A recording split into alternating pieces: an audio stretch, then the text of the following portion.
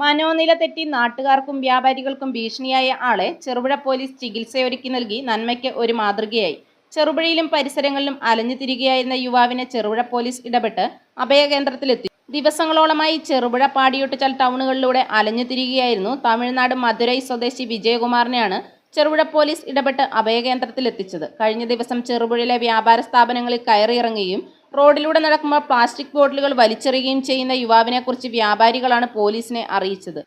തുടർന്ന് പലയിടങ്ങളിലായി അലഞ്ഞു തിരികെയുണ്ടായിരുന്ന യുവാവിനെ കണ്ടെത്തിയ പോലീസ് പഴയങ്ങാടിയിലെ സന്നദ്ധ പ്രവർത്തകൻ മുഹമ്മദ് റിയാസിന്റെ സഹായത്തോടെ യുവാവിന് പ്രാഥമിക പരിചരണം നൽകിയ ശേഷം കാഞ്ഞങ്ങാട്ടെ സ്നേഹാലയത്തിലെത്തിക്കുകയായിരുന്നു. Cherupuzha police inspector TP. Dinesh, ASI TV. Suresh, CPO NB Prashanth, home guard PM Majeed എന്നിവരുടെ നേതൃത്വത്തിലാണ് യുവാവിനെ അഭയകേന്ദ്രത്തിലെത്തിച്ച് തുടർ പരിചരണത്തിന് ഏൽപ്പിച്ചത്.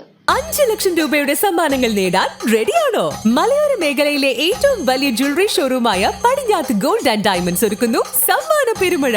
ഏപ്രിൽ 1 മുതൽ മെയ് 15 വരെ പർച്ചേസ് ചെയ്യുമ്പോൾ ലഭിക്കുന്ന സമ്മാന കൂപ്പണിലൂടെ ദിവസേനയുള്ള നറുക്കെടുപ്പിൽ സ്വർണ്ണ നാണയം സ്വന്തമാക്കാനുള്ള സുവർണാവസരം. ഈ ഉത്സവ സീസൺ ആഘോഷിക്കൂ പടിഞ്ഞാത്ത് ഗോൾഡ് ആൻഡ് ഡയമണ്ട്സിനൊപ്പം. ചെറുപുഴ, ആലക്കോട്, പാടിയൊട്ടിച്ചാൽ. Wholesale division, Thrissur.